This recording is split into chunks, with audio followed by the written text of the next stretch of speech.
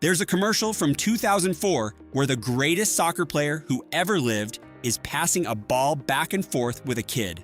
The legend is Pelé. The kid is 14 years old. He's never played a single professional minute in his life. And the entire point of the ad, the whole reason it exists, is to tell you that this boy is next, that the torch is being handed over right there, on camera. That's how the Freddy Adu story begins, not with a goal, with a prophecy. The most powerful people in American sports looked at a teenager and decided he was the answer to a question this country had been asking for 50 years. Who's finally going to make America care about soccer? The founder of Nike said it out loud. He said this kid could be bigger than LeBron, bigger than Tiger Woods, bigger than Michael Jordan. He was 14. Now jump forward 10 years. The World Cup in Brazil, the exact stage Freddy Adu was born to own. The tournament every single person on earth promised he'd set on fire.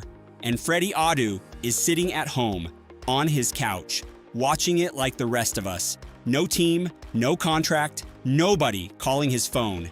How does that happen? How do you go from the next Pelé to a guy nobody on the planet will sign? Nobody ever tells you that story straight.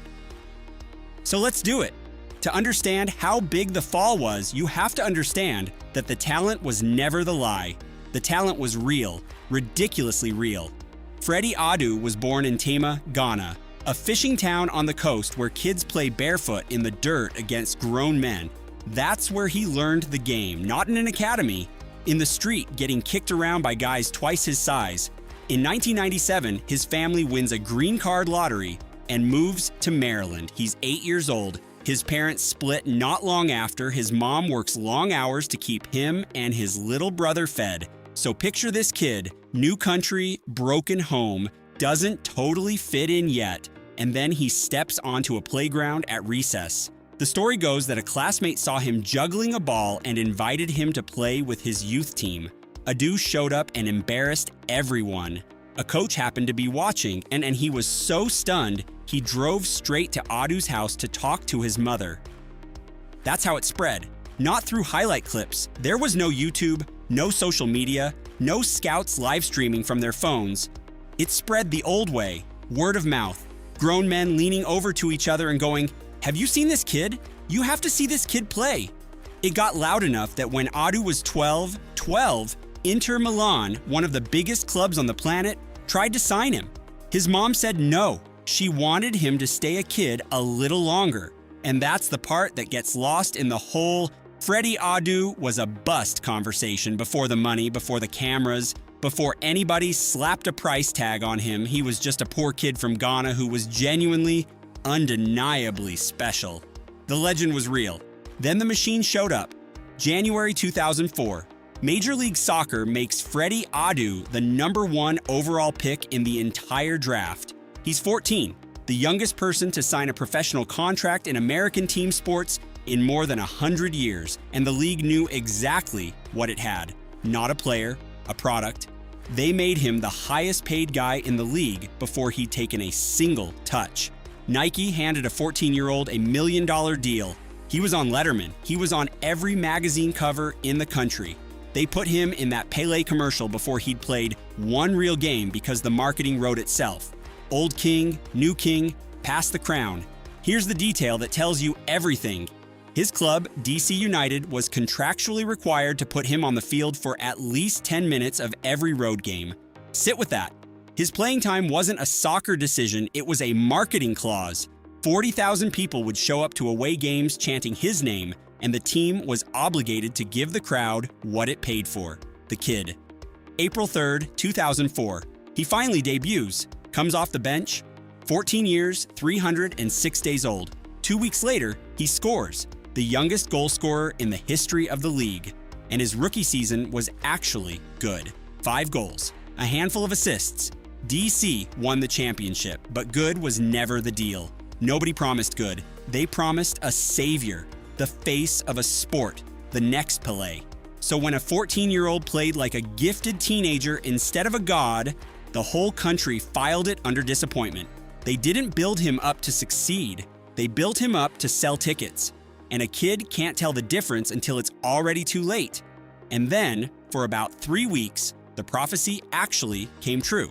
Summer of 2007, the Under-20 World Cup in Canada. Freddy Adu is 18 now, and his coach hands him the captain's armband for the United States. First real test, Poland, a team that had just walked in and beaten 5-time world champions Brazil. Freddy Adu put on a show people still talk about. A hat trick, 3 goals. The US won 6-1, and it wasn't just the goals. With that hat trick, he became the first player in the history of the sport to score 3 in a game at both the Under-17 and the Under-20 World Cups. Nobody had ever done that, not one player, ever. A few days later, against Brazil, he set up both goals in a 2-1 win. His own coach said it flat out afterward.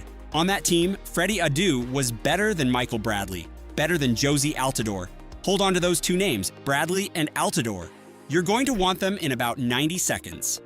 Because for those 3 weeks in Canada, it all looked real again. The kid from the playground, the boy in the Pelé commercial, he looked exactly like what they always swore he'd be. The world was watching. The giants of Europe were taking notes.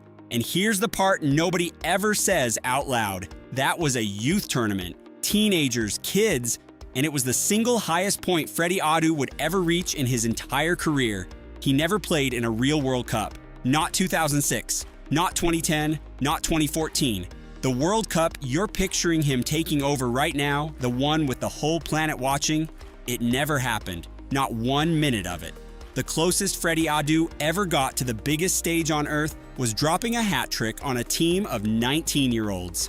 In that moment, he looked untouchable. It was the last time he ever would. After that tournament, the biggest clubs in Europe came running, and the winner was Benfica, Portugal, Champions League football, $2 million for an 18-year-old, the dream move, the exact leap every American kid is taught to pray for.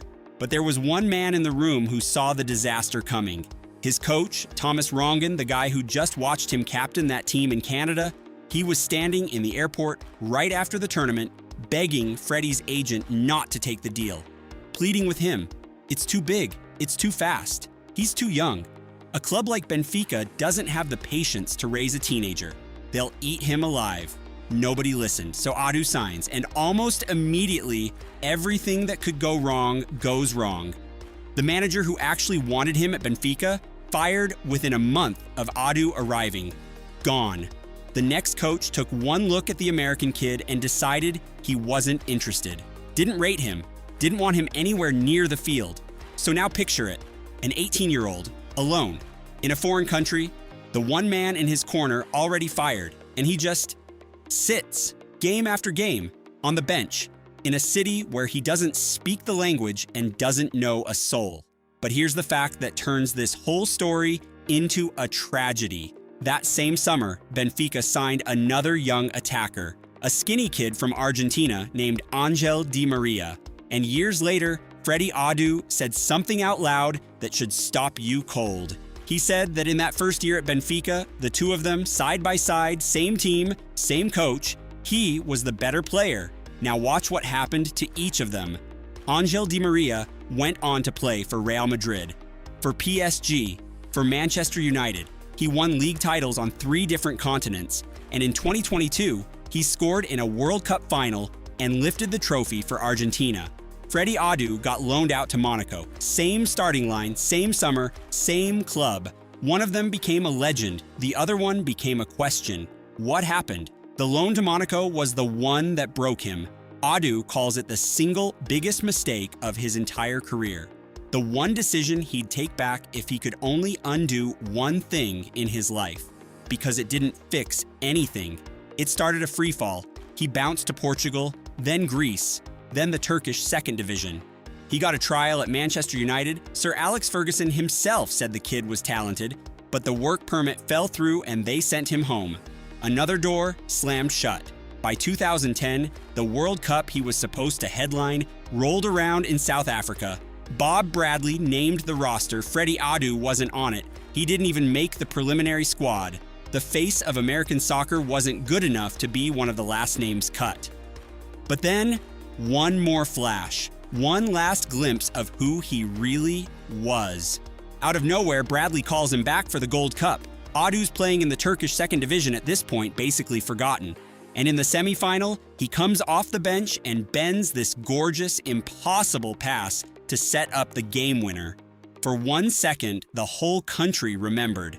Oh, that guy, there he is. It was the last time anyone saw him. After that, the map of his career just becomes sad. 15 clubs, 9 countries, Brazil, Serbia, where he signed and never played a single game. Finland, a run back in the US. He even ended up on a third-tier team in Sweden, where he never logged 1 minute before walking away for good. This was the kid who was going to be bigger than Jordan, the next Pelé. He finished his career as a name on rosters for teams nobody had heard of in leagues nobody was watching. And the whole time he wandered, there was a whisper following him everywhere he went. From the very beginning, people refused to believe he was 14. He was too good, too strong, too composed. So the rumor started, and it never let go. Freddy Adu is lying about his age. He's secretly older. The whole boy genius story is a con. It followed him onto the field as a kid. He'd be out there on suburban fields in Maryland, a child, getting jeered by grown adults who were convinced his birth certificate was fake. It got loud enough that Sports Illustrated actually investigated it. They sent people all the way to Ghana to dig into his records, his family, his hometown. They found nothing, no evidence, not a shred. The birth certificate was real. He was exactly as young as everyone said, and here's the cruelest twist in this entire story. The tragedy of Freddy Adu was never that he lied, it's that he was telling the truth. He got doubted, mocked, and called a fraud, not for cheating, for being exactly as gifted and exactly as young as he actually was. He was punished for the very thing that made him special. Imagine that. You're a kid. You're better than everyone. And instead of being celebrated, you're accused of faking your own existence. That's the weight a teenager was carrying while the entire country decided whether he was a miracle or a lie. So when people ask what happened to Freddy Adu, they usually want a villain. The real answer is harder than that. So what actually happened to Freddy Adu? Everybody wants it to be simple. He refused to put in the work, he got lazy, he quit on the gift, case closed. But that's not the honest answer. The honest answer is two things at once, and both of them are true. The adults failed him. They put a child on magazine covers to sell tickets. They wrote it into a contract that a 14-year-old had to play 10 minutes every road game, and not because of marketing, not soccer. The people who pushed him onto a plane to Benfica got paid whether he sank or swam. He was a product before anyone ever let him just be a player. They built the hype machine, and when it broke him, they walked away.